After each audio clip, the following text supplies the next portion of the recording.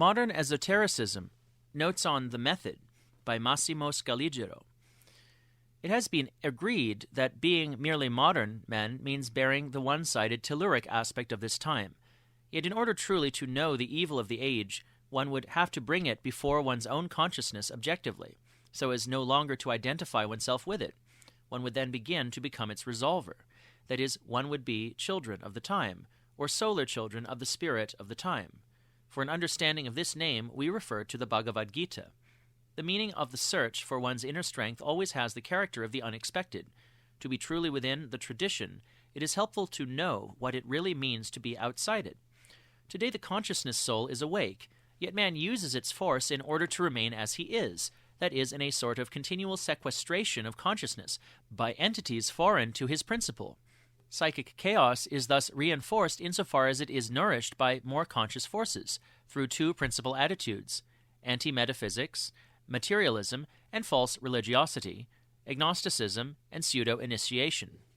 Today, the seeker of spiritual reality who does not live immersed in the sphere of reflected images of ancient esoteric doctrines can no longer accept a transmission of influences or truths from others without renouncing the essence of the freedom from which he presumes to set out. Rather, through his own conscious forces, he must turn toward rediscovering this reality as such, receiving from outside only an orientation or a method of inner knowledge. It should not surprise us, however, that today the need for masters, for teachers, for someone to act in our stead is more alive than ever. It is a servitude strengthened by the most individuated forces of consciousness. What was right in ancient times thus becomes an error, from which, moreover, it is not easy to free oneself, given that the keys of all initiations and of all traditional metaphysical systems have been lost. One becomes at most possessed by a given current. Whoever is content to follow a creed or to conform to what certain dogmatisms suggest to him, whether in scientific, philosophical, or esoteric form, is not a seeker of reality, is not a child of the time. He is merely a modern. A single-minded will for inner reality, an unceasing thirst for the absolute, can help one make one's way through many misunderstandings. For there are many spiritualisms. Most merely give a contemporary dress to ancient methods of which they possess only a dialectical inheritance. Others seek to transform man by stimulating forces whose laws they carefully avoid knowing and mastering, for this would require true inner work and a dismantling of mental laziness. Psychic investigation at best touches the automatic interiority of man and gives value to the tableau of his past. Psychoanalysis immerses itself in the sphere of instinctive sediments, in which it loves to linger beyond necessity, drawing from them sequences of words and confessions that are nothing but secondary products of that instinctivity. Spiritism, which does not even have at its base a method of knowledge, being an inferior faith, is nothing other than the most naive materialism, in that it claims to grasp with the physical senses what transcends their domain. With regard to method, the only things to be taken seriously, if one is not content with a mystical path, are those that come from the East: original Buddhism, yoga, and particularly the tantric system, Taoism, Zen.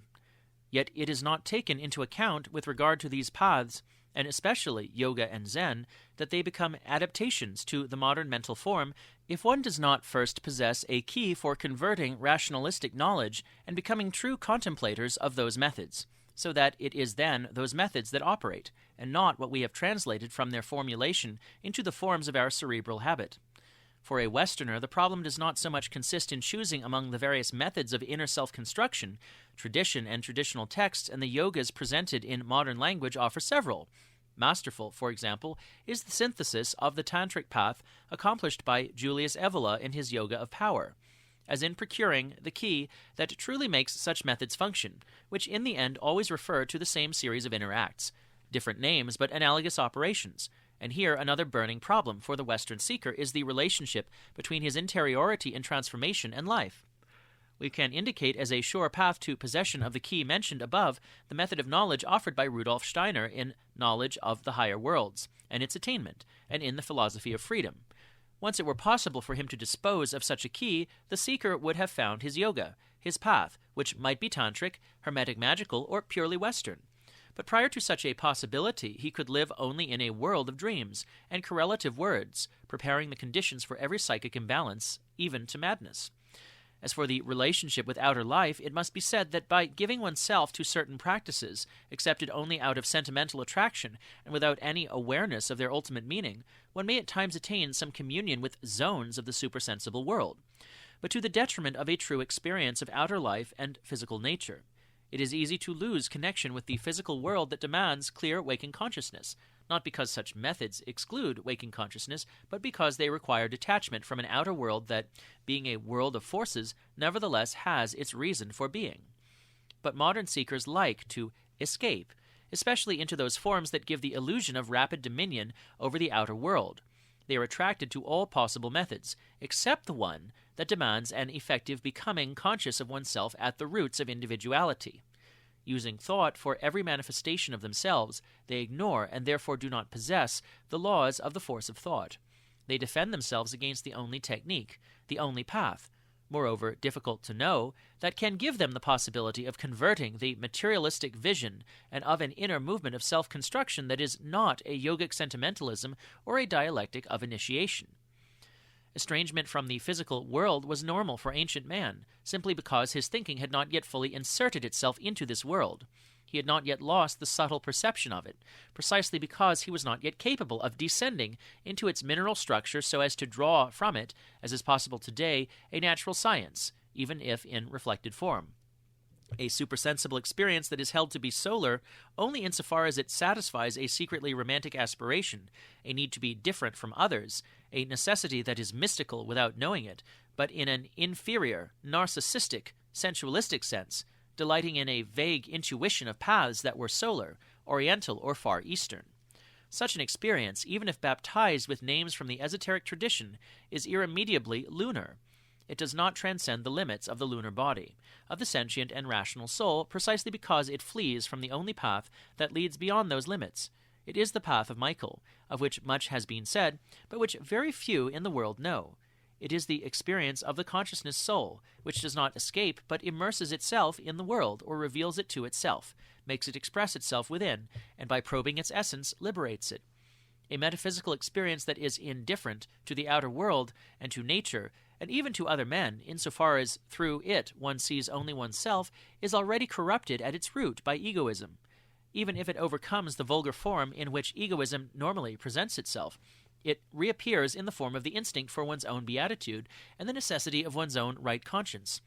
Moreover, against a certain psychological intimism aiming at an intellectual satisfaction of one's spiritual needs, both Julius Evola and Gustav Meyrink have warned. In these notes, which can only be preliminary with regard to the central theme to which we shall return, we conclude by adding that true initiation works through liberated thinking, in knowledge, in the animation of concepts, reaching the thinking tissue of the world, which, expressing itself in us, does not concern itself with personal aspirations or mystical or magical happiness, nor with other centripetal and uncreative forms of contemplation, but entails an expansion of the sphere of the eye precisely through the true centralization of the experience of the eye. Within the sphere of normal thinking, such a possibility can indeed be understood, but not experienced, for within the limits of common consciousness, conceptual life is entirely dependent on sensory perception. Man must first learn through experience that the activity of thinking is indeed bound to the physical organism, to the brain, but that its original substance, thinking itself, as force, is bound to nothing, but is only in conformity with its own law, and can act according to its own principle if within the interiority the conditions for such action are created.